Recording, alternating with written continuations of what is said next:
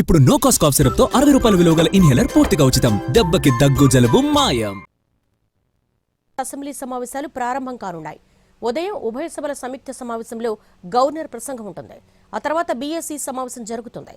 సమావేశాలు ఎన్ని రోజులు నిర్వహించాలి, ఏ అంశాలపై చర్చించాలి అనేది బీఎస్సీలో నిర్ణయం తీసుకోనున్నారు.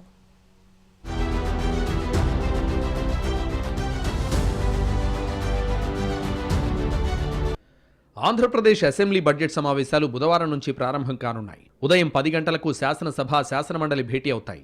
సరిగ్గా 10 గంటల 5 నిమిషాలకు గవర్నర్ ప్రసంగం ప్రారంభమవుతుంది. గంటకు పైగా గవర్నర్ ప్రసంగం జరగనుంది. ఆ తర్వాత బిజినెస్ అడ్వైజరీ కమిటీ సమావేశం జరుగుతుంది.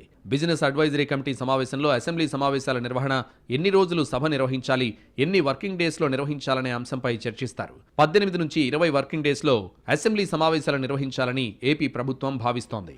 ఈ నెల 14న బడ్జెట్ ప్రవేశపెట్టనున్నారు ఆర్థిక మంత్రి పయ్యావుల కేశవ్. కేంద్ర బడ్జెట్లో వచ్చిన నిధులు, అదేవిధంగా కేంద్రం నుంచి రావాల్సిన నిధులను దృష్టిలో పెట్టుకుని ఆంధ్రప్రదేశ్ బడ్జెట్ ఉండే అవకాశమైతే కనిపిస్తోంది. 2,30,000 కోట్లకు పైగా ఏపీ బడ్జెట్ ఉండే అవకాశం ప్రస్తుతం కనిపిస్తోంది. వ్యవసాయం, విద్య, వైద్య రంగాలకు ప్రాధాన్యతనిస్తూ మహిళలకు కూడా ప్రత్యేక ప్రాధాన్యత ఉండేలా ఏపీ బడ్జెట్ రెడీ అవుతున్నట్టు సమాచారం.